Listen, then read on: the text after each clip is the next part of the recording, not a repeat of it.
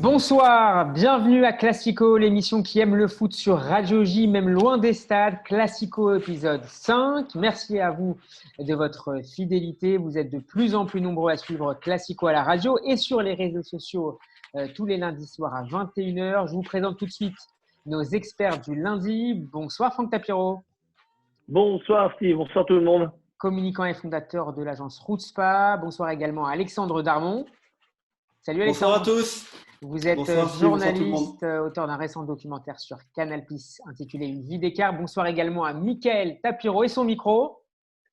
Bonsoir Steve, ça va? Est-ce qu'on m'entend aujourd'hui? On t'entend parfaitement. Vous êtes le fondateur, vous êtes le fondateur Mickaël et le directeur général de la Sport Management School à Paris. Et puis je salue également Benjamin Krief, avocat et défenseur acharné du PSG. Bonsoir Benjamin. Bonsoir à tous. Et puis un invité de marque aujourd'hui dans Classico, Julien Ménard. Bonjour à vous Julien. Bonjour, merci de me recevoir. Merci d'avoir accepté l'invitation Classico. Julien Ménard, vous êtes journaliste à TF1 et à la chaîne Téléfoot et vous venez de faire paraître aux éditions Amphora un livre intitulé Génération étoilée, consacré à l'équipe de France. Je le montre à la caméra pour ceux qui nous regardent, notamment sur Facebook. On parlera dans quelques secondes avec vous des prochains matchs de l'équipe de France. Sortez vos crampons, Classico, ça démarre tout de suite. Second poteau, Pavard. C'est une grosse semaine tricolore qui s'annonce devant nous. L'équipe de France affrontera en match amical mercredi la Finlande avant deux matchs importants comptant pour la Ligue des Nations. D'abord, samedi prochain avec un alléchant Portugal-France, puis mardi 17 dans 8 jours France-Suède.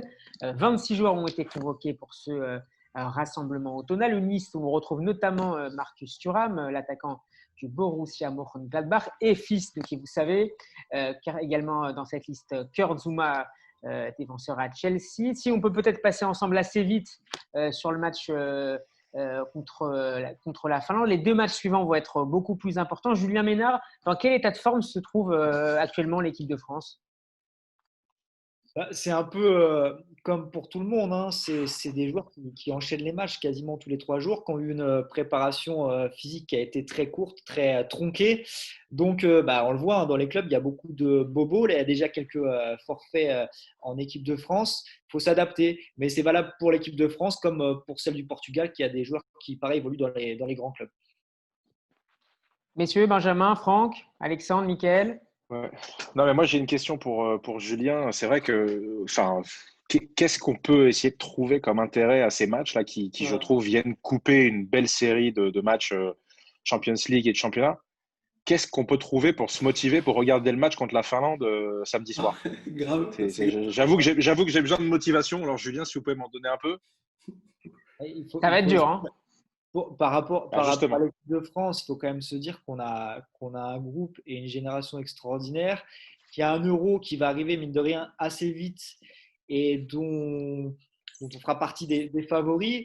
Donc voilà, Didier Deschamps, il a quand même un petit peu ouvert son groupe. Il y a de nouveaux joueurs qui arrivent, de nouvelles têtes.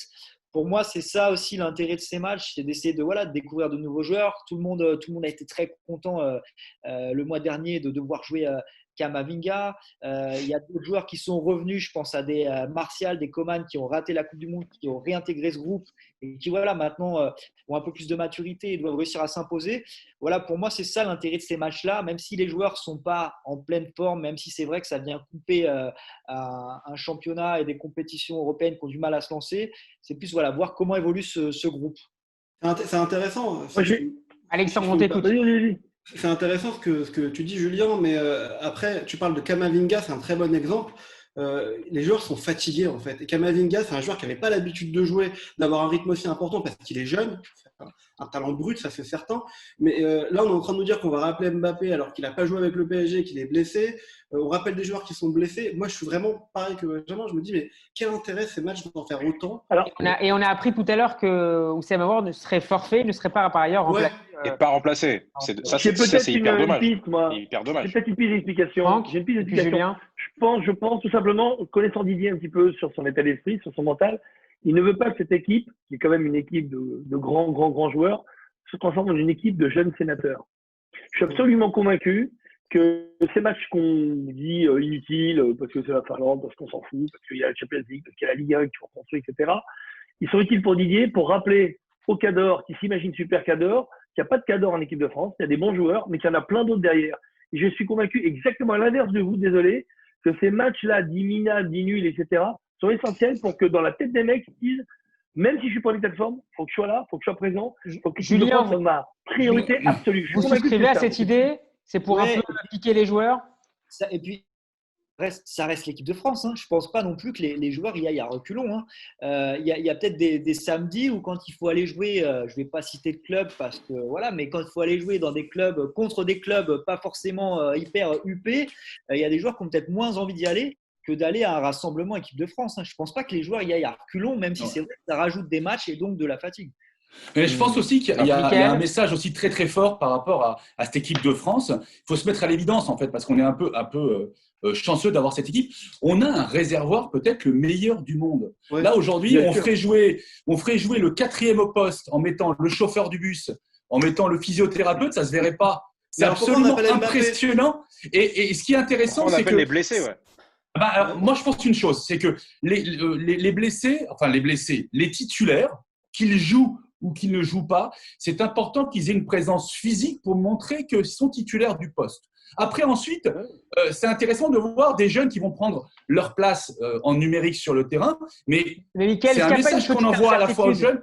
Mickaël, est-ce qu'il n'y a pas, par exemple, une petite incertitude sur les futurs titulaires en défense? On voit Varane qui n'est pas forcément en très grande forme au Real Madrid. Est-ce que c'est là où peut-être l'enjeu est un peu plus important en termes de constitution du groupe et de formation? Oui, il y a des places à prendre. Umtiti est cassé. On voit que Varane n'est pas en confiance. Il avait foiré son Final 8, etc. Mais on a tellement de potentiel. On a le petit Upamecano, on a Kurtzuma, on en a d'autres. Je ne les cite même pas tellement il y en a. On est gavé de joueurs. Et c'est ça qui est extraordinaire. Oui. Donc, moi, je pense que la meilleure façon de préparer cet Euro, c'est de donner l'ossature telle qu'elle est. C'est clair que Mbappé, il sera titulaire de droit divin, dirais-je. Mais néanmoins, ça permet à certains joueurs de se positionner, ou du moins de se positionner dans d'autres systèmes de jeu. Julien, Didier Deschamps. Oui, Julien. Aussi, au-delà des performances sur le terrain, évidemment, on est tous d'accord pour dire que Mbappé, sauf pépin physique, il sera à l'Euro, il sera titulaire à l'Euro. Mais il y a aussi une notion de groupe. Et même si aujourd'hui il est fatigué, même s'il n'est sans doute pas en mesure de jouer les 3 matchs, c'est un cadre de l'équipe de France malgré son jeune âge. Ouais. Et le fait qu'il soit dans le groupe, c'est quelque chose de très important pour Didier Deschamps, ça. Mais oui. Julien, c'est important d'abord que les cadres soient là, mais surtout que les autres puissent s'intégrer aussi. C'est-à-dire que n'oublions pas que les cadres, même s'ils sont jeunes, ils sont très très jeunes, jamais on a eu des cadres aussi jeunes en équipe de France, ils ont un rôle aujourd'hui de grands frères qui doivent intégrer des jeunes qui sont pratiquement du même âge qu'eux. Et bien ça, c'est une maturité, une responsabilité à laquelle on n'était pas habitué parce qu'en équipe de France, il y avait un contraste, il y avait des très vieux et des très jeunes. Là, quand même, il y a une nouvelle génération qui est impressionnante. Ils sont champions du monde des jeunes, je ne sais pas combien de catégories. Ils arrivent à un niveau, enfin, franchement, devant et derrière, pour faire une équipe, il va falloir un moment qu'ils sortent d'autres. Alors justement, Franck, même poste, c'est quand même dingue. Justement, Franck, Didier Deschamps a déclaré ne pas avoir encore en tête sa liste des 23 pour l'Euro. On n'est pas obligé de le croire sur toute la ligne. Néanmoins, à votre avis, et je pose notamment la question à Julien Ménard, quel poste reste encore à trancher dans son esprit? Franchement, moi je le crois quand il dit qu'il n'a pas encore sa liste en tête. Alors, oui, il lui manque quoi? Il lui manque 2-3 joueurs. Je pense plus que ça, parce que alors ces cadres il les a, mais ça peut aller très vite. En défense centrale, à part Varane que je mets de côté, aujourd'hui, est-ce que ce sera Kimpembe, est-ce que ce sera l'anglais, est-ce que Umtiti va revenir, est-ce que ce sera Upamecano, est-ce que ce sera Zouma? À tous les postes, au poste d'arrière gauche, il y a Ferland Mendy, Benjamin est un peu plus loin, mais il a fait partie de ce groupe champion du monde et ça compte aussi. Il y a Hernandez, il y a Digne. Franchement, à tous les postes. C'est vrai que, et il suffit de voir d'ailleurs encore l'équipe de France Espoir, où c'est des joueurs qui déjà sont aux portes de DA, et ça montre que vraiment, quel que soit le poste, il y a au moins 4 concurrents. Donc aujourd'hui, à part les superstars, les Mbappé, les Varane, les Loris, les cadres, il y a beaucoup de place à prendre encore. Donc c'est le principal intérêt de en attaque aussi, parce que qui on met numéro 9? Qui on met numéro 9? Ah, mais ça, alors, est-ce que je suis d'accord avec Giroud s'il n'est pas Giroud, il devrait y être. Ouais. Moi, je suis Giroud maniaque depuis des années. On n'a jamais eu mieux à ce poste depuis Benzema, on oublie complètement. Voilà, non, mais parce que moi, je trouve Alexandre, hallucinant. Je trouve Benzema en ce moment… Giroud qui prouve pour l'instant. Mais est-ce que Deschamps peut se permettre de rappeler? Est-ce que Deschamps peut se permettre de rappeler? Attends, mais Steve, non, mais Alexandre a raison, il faut s'arrêter une seconde sur le cas Benzema. Ok, tout ce que tu veux, Benzema, Deschamps, ils sont pas compatibles, tout ce que vous voulez. Mais juste, ce joueur est exceptionnel. Ce qu'il fait au Real Madrid depuis 10 ans, c'est incroyable. Il marque des buts, c'est le taulier. C'est un gâchis. Je dis pas qu'il faut le rappeler. Je dis pas qu'il faut le rappeler pour l'équipe de France. Juste que, voilà, je me demande qu'est-ce qu'aurait été l'équipe de France avec Benzema au niveau du Real Madrid. C'est tout. Donc, mais non, mais c'est la même chose. C'est la même chose qu'en 98. Je veux dire, qu'est-ce qu'aurait été l'équipe de France avec Cantona et avec Ginola? On est champion du monde. On est champion du monde. Là, en 2018, sincèrement, personne ne manque vu qu'ils ont fait un parcours parfait. Et entre-temps, on a une équipe de France extrêmement forte qui. Je pense que c'est très important de dissocier les individualités d'un collectif aussi fort. On voit bien que Deschamps a gagné en 2018 parce que c'est un expert absolu sur le collectif. Et on l'a vu dans la réflexion avec Benjamin Mendy pendant le film. Donc, et là, c'est un discours d'archevêque. On va arrêter de faire la fine bouche. On est champion du monde. Mais bien sûr, on ne dit pas ça. On aurait mieux fait d'avoir des joueurs. Non, je ne suis pas du tout d'accord. On ne parle pas de 2018, on parle d'aujourd'hui. On parle de maintenant. Qui va t'en mettre au poste de numéro 9? Enfin, l'équipe d'aujourd'hui, elle est l'héritière de 2018. Mais d'accord. On est exactement sur la même trame. On a le même coach. Au mois de juillet. D'accord, mais ça fait 3 ans. On a le même coach, on a le même esprit. Encore une fois, pour une fois, on a réussi à avoir une équipe de France qui joue comme une équipe d'Allemagne des années 70. C'est-à-dire qu'on a les contre favorables et à la fin, on gagne. On va pas se plaindre. On a la main. 2 actions, 4 buts. On cède la parole un instant On cède la parole un instant à Julien Ménard. Qui est le favori pour occuper le poste de numéro 9 à l'Euro? C'est Olivier Giroud. Je pense que dans l'esprit de Didier Deschamps, c'est clair. Il a été champion du monde avec Olivier Giroud. À partir du moment où il continue à avoir un minimum de temps de jeu en club, je ne vois pas pourquoi il changerait maintenant. Exactement. Et attends, voilà, si on faisait de la politique fiction, Julien, toi qui connais parfaitement l'équipe de France, qu'est-ce que ça aurait pu être sur le terrain, l'équipe de France avec Benzema? Ok, on va dire ça ne sert à rien, mais moi, quand je vois jouer Benzema, je me demande juste qu'est-ce que ça aurait été l'équipe de France avec lui. C'est tout. Voilà ma question à Julien. On est tous en termes de jeu. On laisse répondre Julien. Je pense qu'on est d'accord en termes de niveau de jeu et tout amateur de football aime Karim Benzema. Après, aujourd'hui, Didier Deschamps, il a construit une équipe et un groupe en fonction des affinités, des complémentarités. Il a décidé de le faire sans Karim Benzema. Il a été champion du monde comme ça. Bien sûr. Je ne l'imagine pas changer d'avis aujourd'hui et du coup c'est vrai que je pense que ça ne restera que de la fiction de se dire la même équipe avec Mbappé, avec Griezmann plus Benzema. On aurait aimé voir ça, mais je pense qu'on ne le verra pas. Simplement, juste une chose, moi je ne remets pas du tout en cause le travail de Didier Deschamps. C'est le meilleur sélectionneur qu'on a eu ces dernières années en équipe de France. On est champion du monde. C'est exceptionnel ce qu'il a fait en tant que joueur, en tant que sélectionneur. Je me dis simplement, il a réussi à avoir cette force de rappeler Rabiot après ce que Rabiot lui avait fait. Est-ce qu'il va se poser la question un jour sur Karim Benzema? Je ne crois pas. Et je ne parle pas, franchement, moi, les polémiques, Didier Deschamps, il n'est pas du tout raciste, il faut arrêter avec ça. Alex, il y a un contexte extra-sportif. Hein. Mais oui, il y a un contexte extra-sportif. Je suis d'accord. Et je pense sincèrement que ce contexte extra-sportif, il a scellé la carrière de Benzema depuis au moins 5 ans. On n'en parle plus. Et quelque part, franchement, on va pas au bout en 2018. J'ose même pas imaginer le débat Benzema, ça aurait été un enfer et complètement injustifié. Là, il n'y a rien à dire. En plus, il y a une justification qui est extra-sportive. Donc, point à la ligne. Merci malheureusement, beaucoup. Julien Ménard doit nous quitter. Merci beaucoup, Julien, d'avoir été Merci, Julien. avec nous ce soir. Je rappelle le titre de votre nouveau livre paru aux éditions Amphora, Génération étoilée. Et ça revient sur le parcours de l'équipe de France depuis les éliminatoires de l'Euro 2000. Vous êtes le bienvenu, vous serez toujours le bienvenu à Classico. À bientôt, Julien. À bientôt, merci d'être venu. Au revoir, merci. À bientôt. Cela ne nous regarde pas. Mais si on parle de Ligue 1 maintenant, si l'on devait résumer les choses en 10 secondes, ça vous excite la Ligue 1. Hein. Paris gagne. J'ai pris 2 Berocca pour en parler, c'est pour ça. Laissez-moi faire mes lancements, messieurs. Si l'on devait résumer les choses en 10 secondes sur ce week-end de Ligue 1, Paris gagne toujours, même avec la moitié de ses titulaires sur le flanc. Marseille est toujours à la peine et Monaco et Lyon reviennent bien. Quand on voit Paris dérouler aussi facilement devant ce qu'on considérait comme un dauphin potentiel, à savoir la belle équipe de Rennes, est-ce qu'on ne se dit pas finalement que cette Ligue 1 a assez peu d'intérêt? En fait, c'est plutôt la préparation par rapport à la Ligue 1 qui à un moment est incroyable. Moi, c'est le contraste entre la Ligue 1 et la Champions League. On ne peut pas se satisfaire d'une équipe qui n'arrive pas au moins, non pas au même résultat, je ne parle pas de score, mais à livrer le même engagement et livrer surtout la même notion de jeu. On a l'impression que c'est deux équipes différentes. Comme si on avait, mais vraiment, 22 joueurs complètement différents entre une compétition et une autre. Voilà le drame du PSG cette année.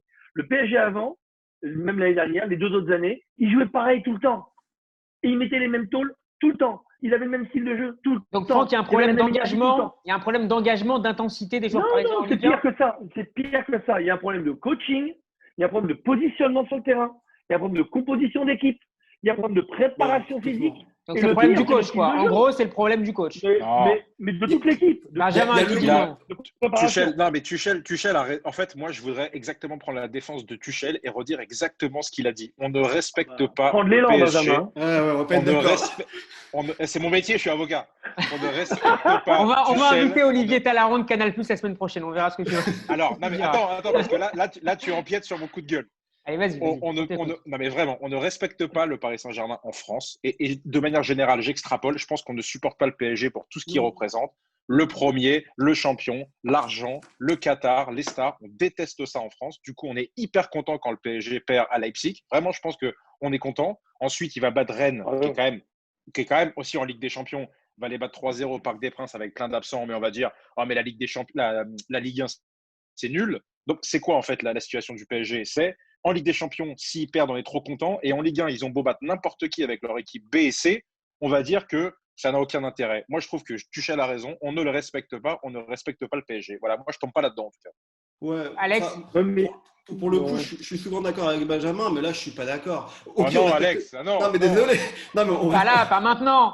Pas après tout ça. Tout ce que tu as fait. Pour le coup, c'est vrai qu'on ne respecte pas le PSG, mais après, Tourelle, il ne respecte pas l'équipe non plus. Il y a un moment donné, quand Marquinhos, on sait qu'il est défenseur central et qu'il fait le match qu'il fait samedi soir et qu'il tient les propos qu'il tient, il faut arrêter de dire que c'était la décision du jour. Non, il est défenseur central. Il est capitaine, c'est l'âme, ce que tu veux. Il est meilleur en défense centrale. Tu as un mec comme Danilo Pereira, c'est son poste. Tu le mets milieu de terrain. Moi, j'ai un gros problème avec Tourelle. Je ne l'avais pas avant. Ça commence à monter. Et il ne faut pas qu'il me croise parce que je pense que je peux dire mes 4 vérités.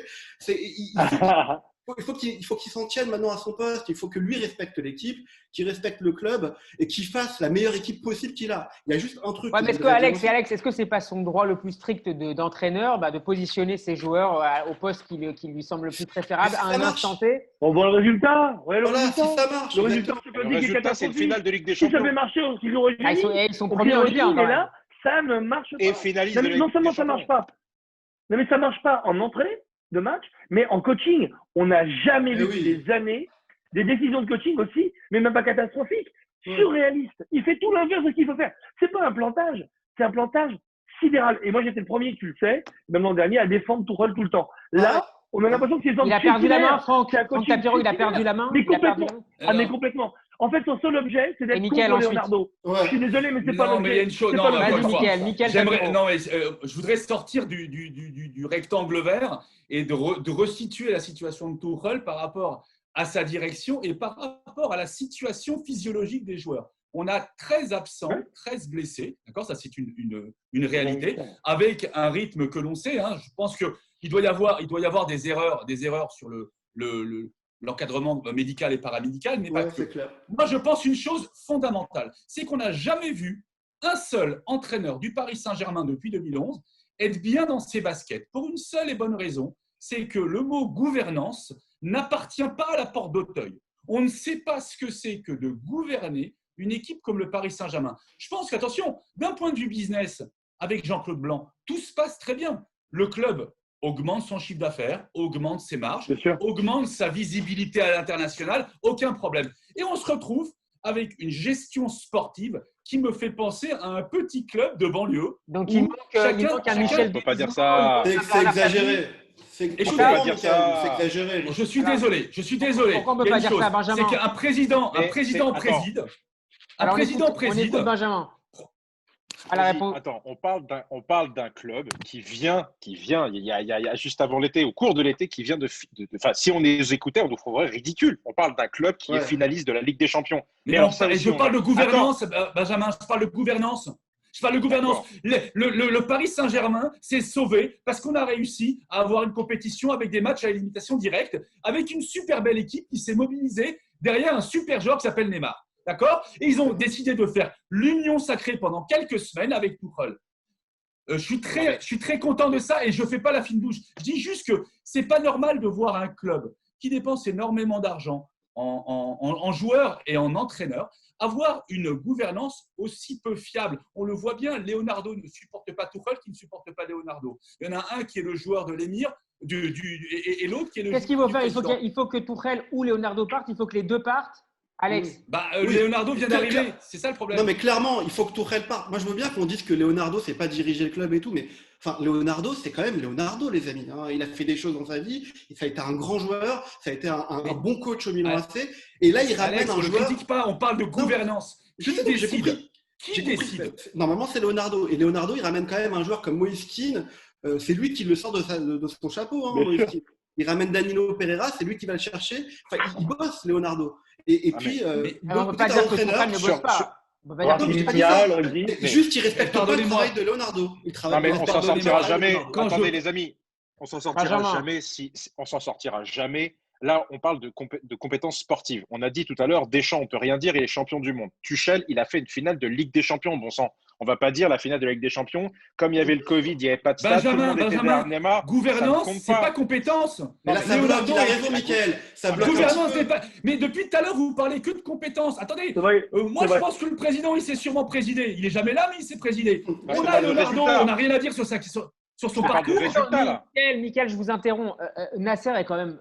Bon, il a eu des problèmes judiciaires qui l'ont peut-être un peu éloigné de la capitale, mais c'est quand même un président qui est relativement présent auprès de son équipe et qui dirige. Il y a un vrai projet, mais qui a un vrai projet en plus.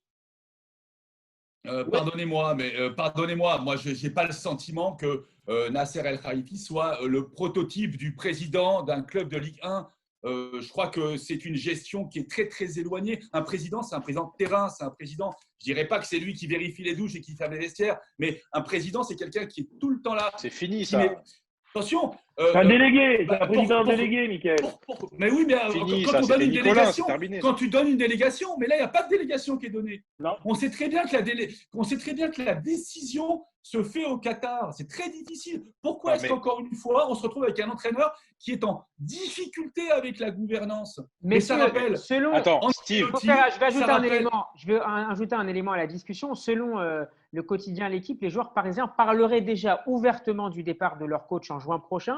Est-ce que selon vous, un départ de Tuchel pourrait intervenir encore plus tôt, par exemple, si Paris était éliminé de la Ligue des Champions en phase de poule? Oui, mais ça coûterait 10 millions d'euros. Non, mais ils l'ont dit. C'est quand même un problème. On n'est pas dans le même contexte économique qu'avant. 10 millions d'euros, alors que s'ils attendent 6 mois dans une saison qui est un peu bizarre, bon, bah tant pis. Finalement, la crise de la Covid le protège un peu. Un petit peu. Au pire, ils iront en Coupe de l'UEFA et ils essaieront de gagner la Coupe de l'UEFA. Au pire.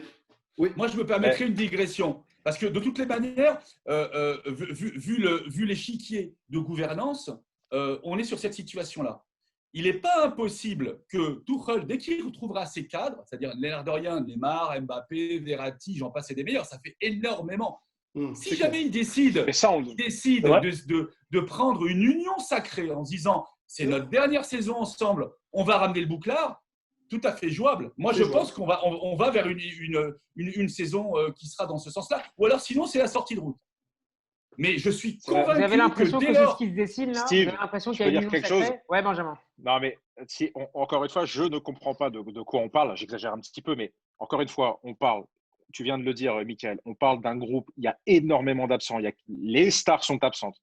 On a enchaîné des matchs pendant l'été. On a été en finale de la Ligue des Champions. On est archi-premier du championnat de France. Non, mais on sent bien. D'accord, Benjamin, on a perdu la Coupe. Attention, on le sent bien.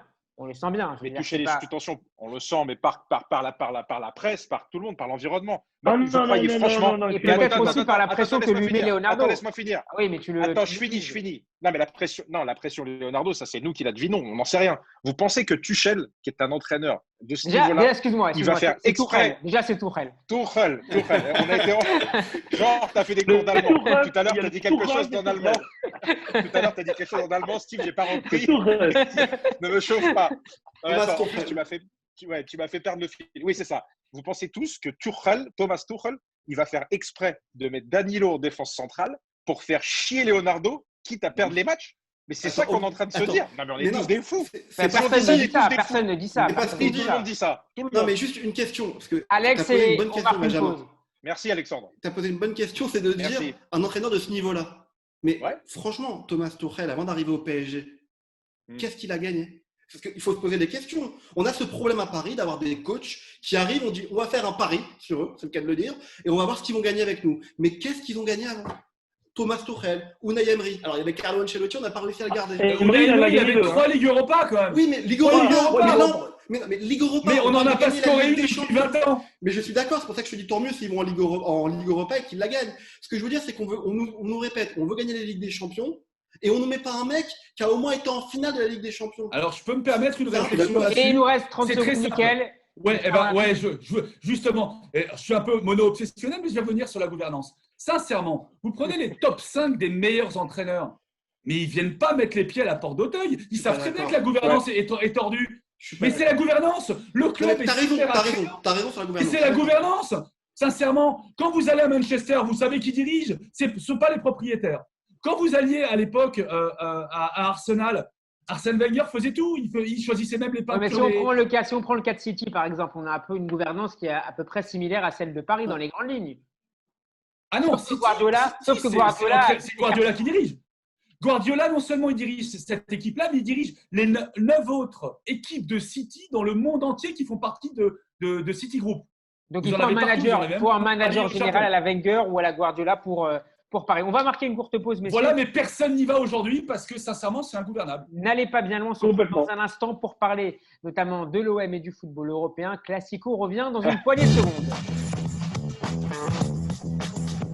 La deuxième partie de Classico, la nouvelle émission 100% sport de Radio J. Autour de la table ce soir, nos chroniqueurs, Mickaël Tapiro, Benjamin Krief, Franck Tapiro et Alexandre Darmo. Et on va rejoindre tout de suite en ligne un auditeur et fidèle de Classico. Bonsoir Alexis.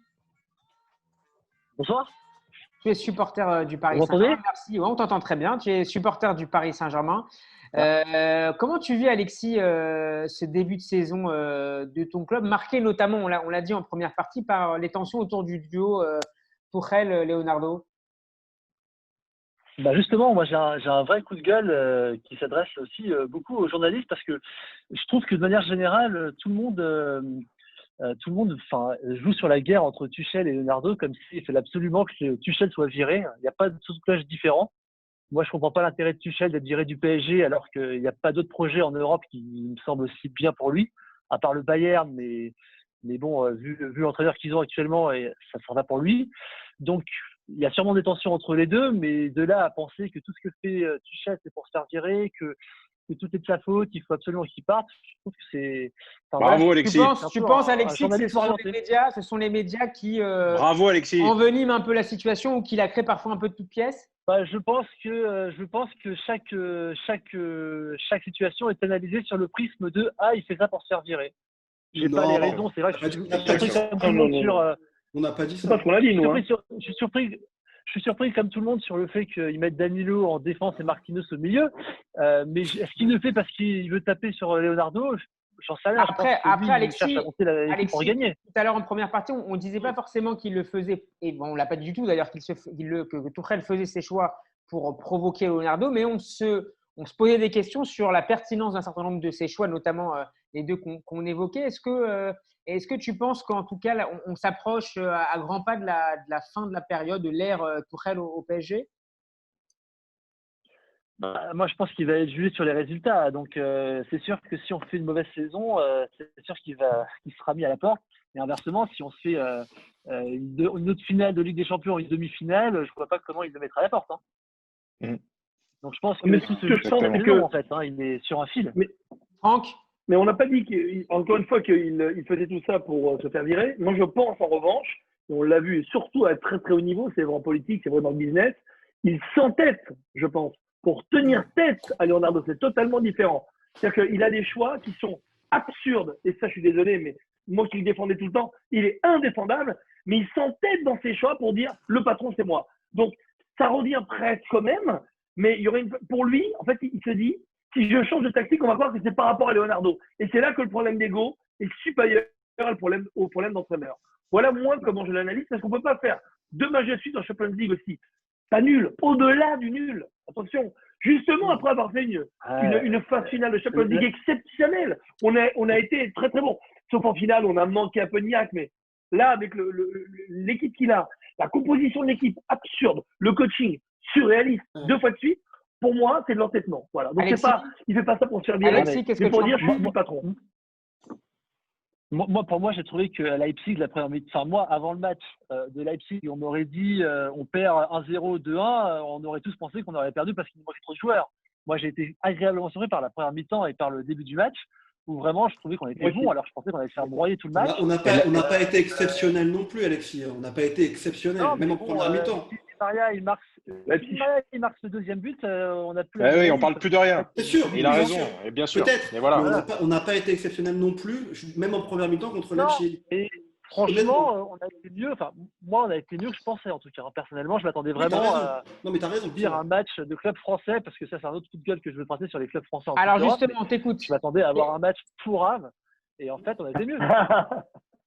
Tu as été déçu, Alexis, des performances des clubs français, un peu comme nous tous d'ailleurs, la semaine dernière en Coupe d'Europe? Je suis catastrophé par le niveau global. En fait, on n'en peut plus, quoi. Il y a de quoi. Moi, en tant que Français, j'ai les boules tous les ans. J'en ai marre d'avoir les boules. C'est insupportable d'être si nul au niveau européen, de perdre à Prague. Je crois que c'était Prague qui perd 10-1 contre les Tchèques. Slavia Prague, ouais. C'est pas possible de se faire broyer par des clubs de ces pays-là, quoi. Alex? Surtout l'année, on a 2 clubs en Champions League qui arrivent, un en demi-finale et l'autre en finale. Comme à Béron, il y a 3 mois, on était première nation européenne. Oui, mais Franck, Alexis, sur un format atypique. Je vais quand même vous rappeler aussi une chose. C'est qu'on sort d'une saison qui a été cassée, en fait. Justement, est-ce que ces clubs français, Alexandre, est-ce que ces clubs français aussi ne payent pas leur belle performance cet été en ce début de saison, et on va les retrouver un peu meilleurs si tant est qu'ils se qualifient pour la suite? Mais bien sûr, mais si. Attendez, bien sûr que si. Vous parlez de quel club? Du PSG ou des autres clubs français? On peut parler notamment du PSG. Alors c'est vrai que Lyon n'est pas concerné en Ligue des Champions. Le championnat de manière générale, le championnat a été arrêté assez tôt l'année dernière en raison de la Covid, donc ça a un impact qu'on ne retrouve pas forcément en Allemagne, par exemple. Benjamin. Il y a deux choses complètement différentes là. Le Paris Saint-Germain, évidemment que ce que tu dis, Steve, évidemment qu'on paye la tournée de cet été, et surtout, il faut penser que le Paris Saint-Germain, il est programmé pour gagner la Ligue des Champions. La Ligue des Champions, elle ne se gagne pas aujourd'hui. On s'en fout de ce qui se passe aujourd'hui. Il faut qu'on passe les poules, ce qu'on va faire, et il faut qu'on arrive à gagner au mois de mai. Il faut qu'on soit prêt. C'est une préparation de fond. Une Ligue des Champions, c'est pas aujourd'hui qu'il faut être prêt, c'est au mois de mai. Donc ça, c'est un. Et deux, sur les autres clubs. Ah, mais voilà, non, mais sur les autres clubs français, c'est 2 sujets complètement distincts. Les autres clubs français, Rennes et Marseille, là, c'est très simple en fait. On ne va pas débattre pendant des heures. Ils n'ont rien à foutre ici. C'est tout. Ils n'ont rien à faire là. Point final. Le débat est terminé. On peut fermer la radio si tu veux, Steve. Ils n'ont rien à faire là. Point final. Alors après, on peut s'interroger sur pourquoi ils en sont arrivés là. Ils ont un peu volé. Tu penses, Benjamin, que tu provoques les supporters marseillais qui nous écoutent. Tu considères que Marseille a un peu volé sa présence cette année? Non, mais voler n'est pas le bon terme. Mais ils ont rien à faire là. Il n'y a pas un supporter marseillais qui peut nous appeler et nous expliquer qu'ils ont quelque chose à faire là. Ils n'ont rien à faire là. Ça ne date pas d'aujourd'hui. Et c'est là-dessus qu'il faut qu'on s'appesantit. Pourquoi? Comment ils en sont arrivés là? C'est ça qui est intéressant. Aujourd'hui, est-ce qu'ils ont leur place en Ligue des Champions? Ils l'ont montré à l'Europe entière que non. Rennes, c'est un peu différent. Ils apprennent. On est moins sévère. Parce que tout à l'heure, on parlait des désolé, ils n'ont pas le niveau non plus.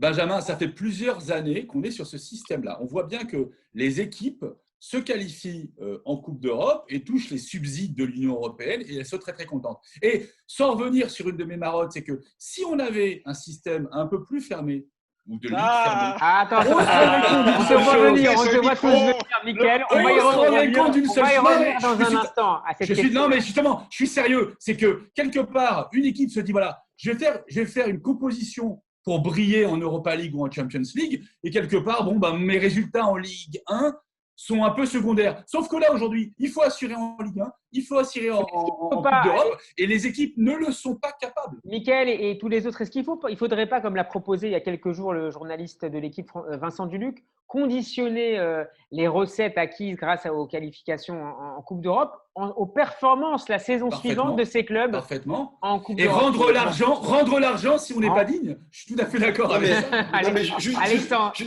Juste une chose, je me remets sur ce que disait Franck la semaine dernière, je crois, dans la tête aussi. Dans la tête, il y a un problème. Dans ces clubs français, à Marseille, il y a un problème.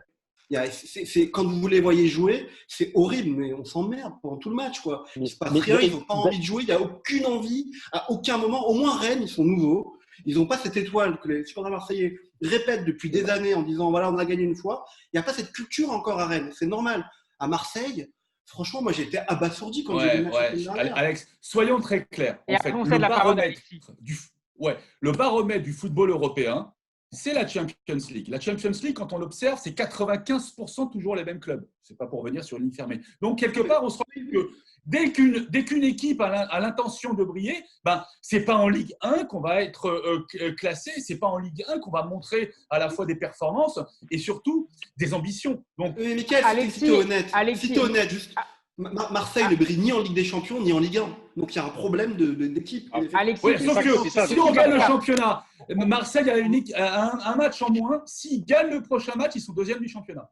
Se poser la question sur le niveau de la L1. Toujours avec nous Alexis, tu es toujours avec nous? Ouais, toujours. Comment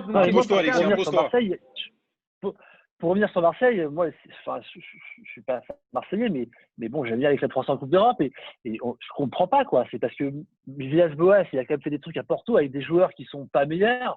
La dernière fois, j'ai vu un reportage sur Mourinho en Ligue des Champions quand il la gagne avec Porto contre Monaco. L'attaque, c'est Luis Alberto ou Carlos Alberto et Derlei. Des mecs qui n'ont pas de carrière derrière. Enfin, c'est un état d'esprit, quoi. Je veux dire, il y a un problème en France d'état d'esprit et que même des coachs étrangers n'arrivent pas. On parlait tout à l'heure, Alexis, d'engagement, d'intensité, notamment dans les matchs de Ligue 1 ces dernières semaines. Est-ce que même des grands coachs, on parlait tout à l'heure de Tourelle, de sa carrière qui ne serait pas fantastique et au niveau des ambitions du Paris Saint-Germain. On a vu avec Villas-Boas peut-être quelqu'un qui a une carrière un peu plus fournie. Et pourtant, il n'y arrive pas beaucoup à Marseille. Enfin, il s'est certes qualifié son équipe. On parle fourni de quoi? Ligue des Champions. Ce qui me dérange. Il a quand même gagné. La Ligue Europa. Il a gagné la Ligue Europa avec Porto quand même. C'est très bien. Comme Emery, Emery aussi, il en avait gagné. Villas-Boas, il s'est fait virer de Saint-Pétersbourg, de Chelsea, de Tottenham. Oui, il a été champion. Oui, il a été champion à Saint-Pétersbourg. Enfin, il a quand même une petite carrière derrière lui. C'est quand même. Vous n'avez pas l'impression que pour le exactement sur la même situation, c'est qu'on a aussi un problème de gouvernance et un problème de projet et un problème d'argent. Ça n'a rien à voir. Mais attends, tu as complètement raison, mais ça n'a rien à voir avec le Paris Saint-Germain. Là, il y a complètement à Marseille un problème de gouvernance, un problème de projet, un problème de recrutement. Excuse-moi, quel est le problème de gouvernance à Marseille? Je veux dire, en quoi ça impacte les… Il y a un contexte. À Marseille, il y a un contexte. À Marseille, il y a un contexte qu'on connaît autour du club qui est très difficile. Mais moi, c'est même pas ça qui m'intéresse. Marseille, ce qui m'intéresse, c'est le terrain. Il n'y a aucune direction sportive, ce qu'il y a au Paris Saint-Germain quand même. À Marseille, il n'y a aucune direction sportive. Il n'y a rien en fait. Il n'y a pas de stratégie de joueurs. Il n'y a pas de centre de formation. Il n'y a pas de trading. Mais le club a été racheté. Mais Benjamin, le club a été racheté par des gens qui voulaient faire de l'immobilier dans la région. Oui, mais c'est l'objectif, c'est l'immobilier. Donc l'objectif sportif, il n'existe pas, il ne peut pas exister. Et d'un autre côté, tu as au PSG en valeur absolue des gens qui, du Qatar, pensent qu'ils connaissent par cœur le football français et international. Et pour l'instant, je suis désolé. Très bien. Il y a des moyens, mais d'un côté ou de l'autre, est-ce que vraiment on est plus fier à Paris qu'à Marseille? Je suis désolé, mais en valeur absolue, je dirais que c'est même plus angoissant. Même plus frustrant. On est en tout cas, Franck, on est en tout cas néanmoins beaucoup plus patient à Paris. Je veux dire, la politique sportive Qatar à Paris, en le temps. Ça, on est patient. Non, mais c'est important, c'est pas pour faire de l'argent. L'abonnement coûte cher à Paris. La patience coûte très cher. Benjamin n'est pas Benjamin, si vous voulez, il y a un truc… Oui, Alexis. Vas-y, Alexis, vas-y. Je rejoins Benjamin sur ce que vous dites. C'est un truc qui m'interpelle en tant que fan de foot. C'est que je ne comprends pas comment ils vont chercher 15 millions à un Brésilien qui est remplaçant, alors qu'il y a Diallo à Metz, en Ligue 1, qui est payé 10 millions à Strasbourg. Je ne comprends pas. Donc, tu parles de Luis Enrique, la pépite, la dite pépite brésilienne recrutée par Marseille. Pour l'instant, ne fait que rentrer en jeu 5 minutes par match. Mais est-ce qu'on n'imagine pas qu'un joueur comme lui, alors évidemment, on n'a pas vu grand-chose de ce joueur depuis son arrivée sur la Canebière, est-ce qu'on n'espère pas néanmoins que dans un an ou deux, il sera sa valeur aura augmenté. Mais c'est alors maintenant que tu as Diallo, besoin de quelqu'un. C'est Et aujourd'hui que tu as besoin de quelqu'un. c'est pareil. C'est pas dans un an et demi, c'est aujourd'hui. Diallo, on ne va pas le C'est vendre une 30 ou 40 stratégie. millions dans un an. Enfin, je veux dire, c'est pas le Ah, même âge. pourquoi pas? Tu Alors, penses que un club anglais, Diallo, il va très bien jouer à un club anglais, pourquoi pas? Moi, je trouve que moi, je serais Marseille aujourd'hui, j'aurais plus mis 10 millions sur Diallo que 15 millions sur le Riquet. Je suis d'accord avec Alexis. Je suis d'accord Bien avec sûr. Alexis. Mais Alors, aujourd'hui, le problème de Marseille aujourd'hui, c'est qu'ils n'ont plus aucune attractivité en France. Il n'y a plus Non, aucun tu joueur exagères, qui tu est bon exagères. en Ah, je suis pas France. d'accord. Alors, Je suis pas exagères, d'accord. exagères. Alors attends, Je suis pas d'accord. je te reparle de la semaine dernière, je te reparle de Thuram. Excuse-moi, Thuram, aujourd'hui, il est en équipe de France, il est à Mönchengladbach. On m'a dit le salaire, c'est pas vrai. Ils sont à peu près similaires à, par exemple, Oui, mais Benedetto à il y a Marseille et Thuram, il y a l'attractivité très du peu d'écart. championnat. Il y a l'attractivité du championnat qui est beaucoup Non, plus mais du offensive que la club. Ligue 1. Attends, on va nous dire, Peut-être- attends, ça rejoint un autre sujet. On nous dit Marseille, c'est à jamais les premiers champions d'Europe, l'étoile, le Vélodrome, le public marseillais. Mais attends, quand tu es supporter marseillais, tu dois penser que ton club, il fait rêver, il fait vibrer, il fait envie. Il fait plus envie que Mönchengladbach quand même. Il n'y a pas à me dire le contraire. Bon, je suis pas d'accord avec toi, moi, Benjamin. Je suis pas d'accord avec toi. Je pense que Marcus Ça Thuram. fait deux il est- fois, Alexandre, hein, ça va pas.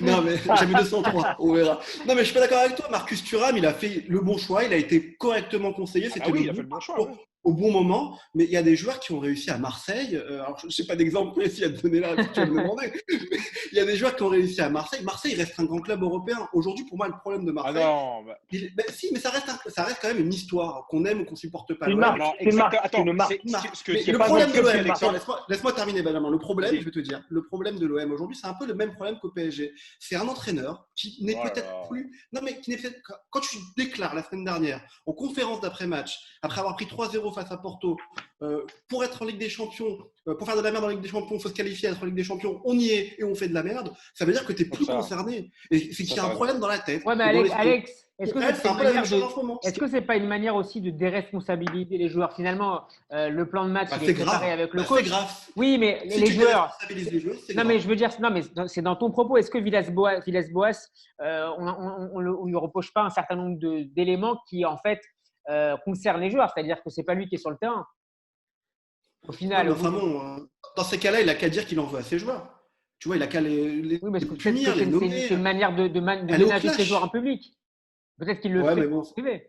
Moi, je suis pas d'accord avec ce management, mais je n'entraîne pas l'OM, hein, et je n'entraînerai jamais l'OM quoi qu'il arrive, même si on me proposait. Donc il n'y a pas de souci. Et par je rapport pense à que ça. c'est aussi le cas de Alexis. Alexis, on va te remercier. Merci beaucoup d'avoir été avec nous Merci, dans Alexis. ce Classico et à très bientôt. Mais mon coup de gueule Merci, concerne pas merci, les Alexis. mon coup de gueule concerne pas que l'OM, hein, c'est tous les clubs français. Hein. Je trouve que c'est tous les ans Il y a c'est toujours Lille, pareil. quand même. Et T'as les raison, gens Alexis, en avaient t'as marre. raison. Non, mais Lille, T'as Lille raison. fait un grand match, Alexis, quand même. Ouais, heureusement que Lille sauve la baraque, mais je veux dire, c'est trop peu, quoi. Je veux dire, quand je vois Nice qui perd à Prague, quand je vois les résultats, Ouais, même ouais. Rennes, on peut dire ce qu'on veut, mais Rennes, Krasnodar, on gagne pas contre Krasnodar. Faut se réveiller, putain. Merci Krasnodar, on beaucoup. gagne pas. Faut se rendre compte, quand même. Merci Voilà. beaucoup, Je savais pas que Alexis, ça existait pour ce comme coup de ville. gueule. Pour ce coup de gueule et à bientôt sur Allez. Classico. Merci Messieurs, beaucoup d'avoir reçu. Merci d'avoir écouté. à bientôt, Alexis.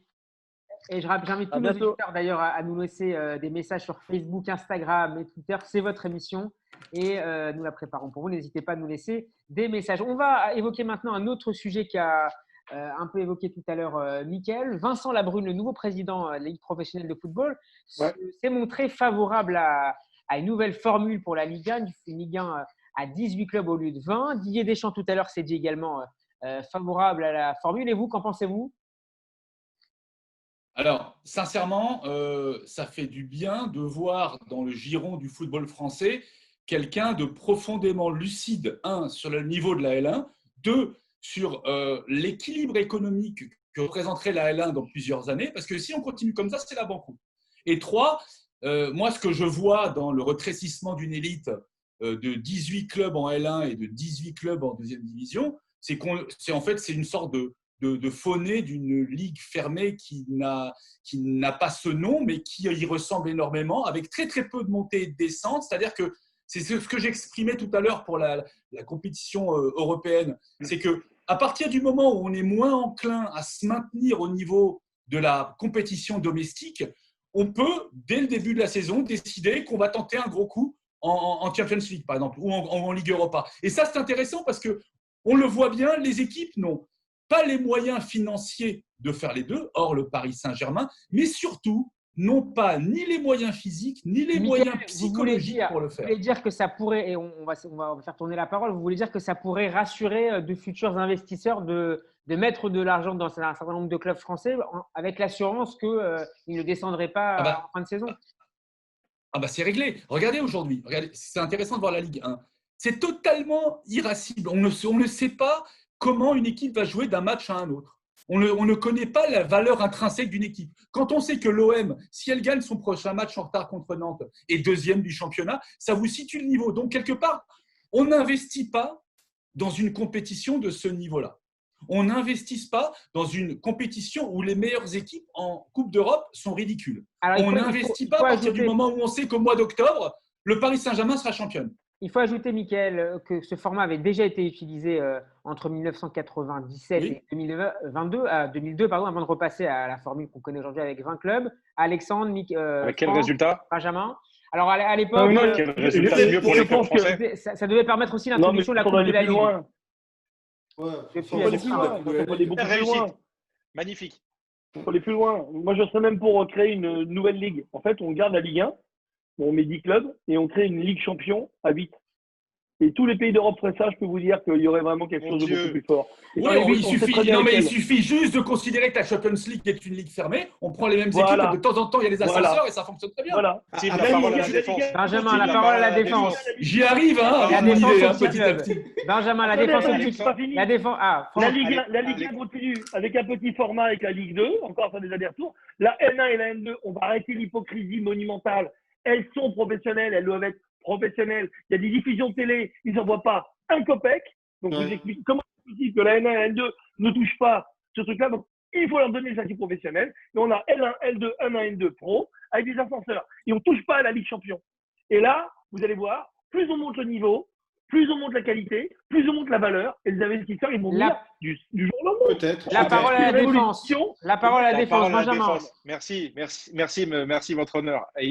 Alors, il est hors de question que je m'associe à un projet de ligue fermée. On n'en veut pas de votre ligue fermée, les frères Tapiro, je vous adore. De votre ligue fermée. Je veux Sedan, je veux Le Mans, je veux l'US Créteil, je veux Paris FC, je veux que le SC Bastia remonte en Ligue 1.